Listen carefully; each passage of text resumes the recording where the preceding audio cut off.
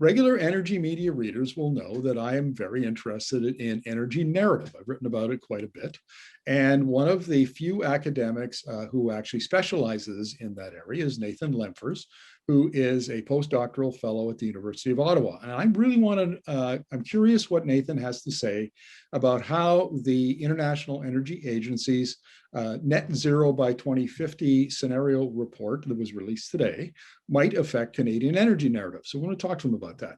Nathan, welcome to the interview. Thanks for having me.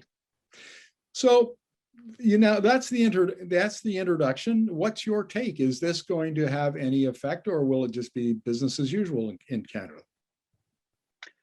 I think it certainly will change the picture. Whether it changes the most recalcitrant figures and institutions within Canada's energy policy space, that remains to be seen.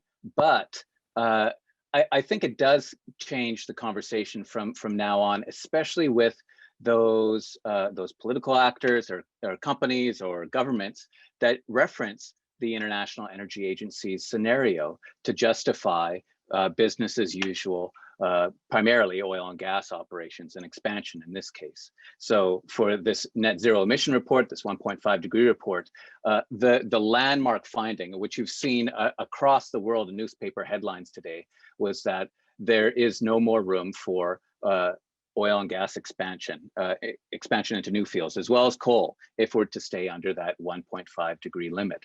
So I think right now in Canada, a lot of governments, the federal government, governments of Alberta and Saskatchewan have been saying you could have your cake and eat it too. We could be low carbon oil and gas producers, and that's not possible in the eyes of the International Energy Agency. Well, Canada is almost an outlier in terms of oil and gas because I think about 80% of Canadian oil comes from the Alberta oil sands. And that's not like other types of oil. It's like, compare it to shale, which has a very high decline rate. So you throw lots of capital at it and that's how you maintain your production. But what it also means is that if demand goes down, then you just stop spending and eventually your numbers go down. It's not the way the oil sands work.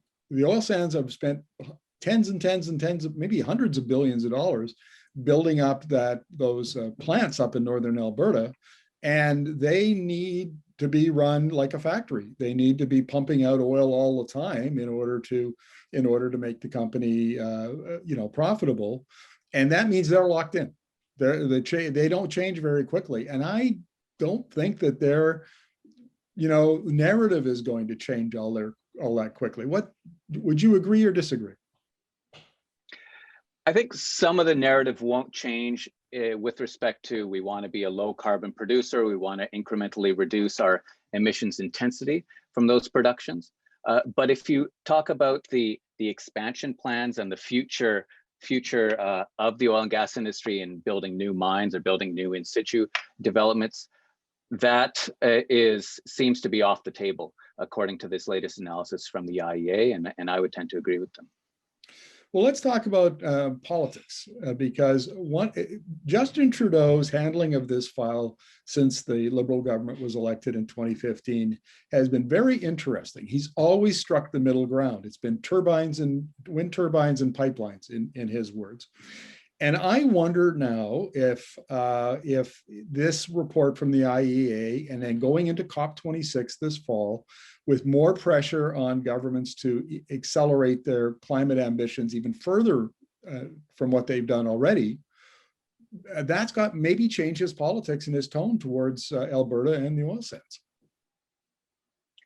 I think it's possible. Whether he will backtrack on big investments with already huge sunk costs like the Trans Mountain pipeline, that remains to be seen, or the support that it's given to major LNG export projects. That again is uncertain, but future expansion projects, opening up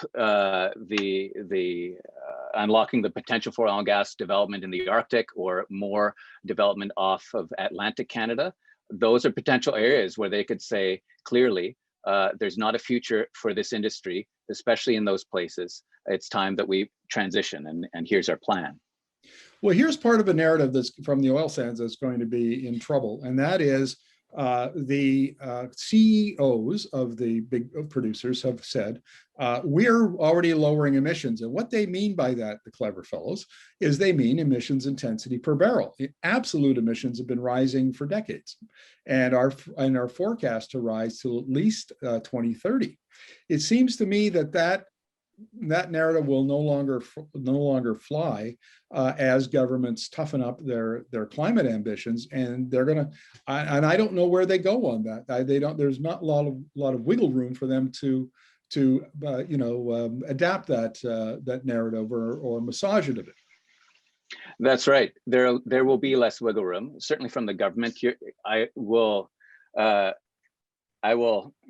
guess that the new Canada Energy Future Report from the Canadian Energy Regulator will start to adopt more ambitious scenarios in terms of its emissions reductions, which you'll see is reduced room for oil and gas expansion or these sort of intensity improvements as opposed to transformational decarbonization, which is what we're going for. But beyond government, there's also a whole lot of other actors that matter very much for the oil and gas sector, and that's the financial sector, the folks that give debt, lend money or equity positions in these oil and gas operations, and also insurance companies that underwrite the risk associated with these projects. And those companies have also been asking the IEA for a 1.5 scenario. And finally, after 5 years, the IEA delivers. And it shows that, lo and behold, things aren't looking bright for oil and gas industry around the world, especially for high cost producers and especially for non-OPEC producers. Right. So we know that the oil side of the equation is going to be, that narrative is going to be under attack. But the gas side as well. I mean, a lot of analysts have said, well, okay, oil is going to, peak oil demand sometime in the 2020s, but gas is going to continue to expand because it'll be treated like a bridge, a transition bridge to net zero. But that's not what the IEA report says. It essentially, gas is also going to decline, and LNG is going to take a big hit. And part of the Canadian oil and gas narrative is green LNG made in Canada can cut back, can help Asian countries like China and to reduce, displace coal. And I think that narrative is going to now come come in for some heavy criticism. Mm-hmm. Time will likely reveal that narrative, gas as a bridge fuel, was a conversation from the 2010s of the previous decade and not of this decade, where we already are seeing technologies that can replace or substitute at a lower cost and a higher profit than natural gas as a sort of bridge fuel, especially for power generation. So, I think there's less and less of a case that can be made for gas as a bridge fuel going forward. Now, we've talked about oil and gas, and that's a big part of the Canadian energy narrative. And I think already we're seeing people starting to get their heads around, well, okay, if we're going to change the narrative around oil and gas so it's in decline, we have to replace it with something. And the world is essentially electrifying. I'm very fond of saying that the future is electric, and which works on a couple of levels. I always think that's very clever of me, but nevertheless, what I'm getting at here is that Canada has to start to think about adding more electricity into its national energy narrative. Do you see that happening? Yeah, there's provinces across the country that are adding in capacity. There's some provinces like BC that's adding substantial capacity through Site C. And there's other provinces like Alberta and like Quebec that are adding substantial wind and solar assets as well into their generating mixes. And I think there's plenty of room for not only more capacity, we have the space, we have the solar and wind resources, and and also there's opportunities for more efficiency in terms of grid interties between our electricity system, which is organized, as you know, on a more north-south basis with the United States, as opposed to interprovincially. So that's something that the federal government and provinces are acutely aware of, and there's good moves in that direction in helping to fund and build those grid interties. And I think there's also an opportunity here to add, to talk more about some of the problems with the Canadian electricity system. In the 20th century, we had a terrific industrial style, centralized kind, based on hydro electricity system. It's not all that compatible. It's not built for the 21st century. And I think you see the Europeans are already well on the way to building this a different power grid and different system that's got a lot of renewables. The US is now currently well into grappling with that issue. We're way behind that conversation. And I think that in order, and this is maybe a general narrative question, generally politicians do not lead, they follow. And so if we want to address the issues with our electricity system, we need to change the narrative, change the conversation so that we do have that discussion. And then that opens up space for politicians to then get out in front of these things. Your comment, your response.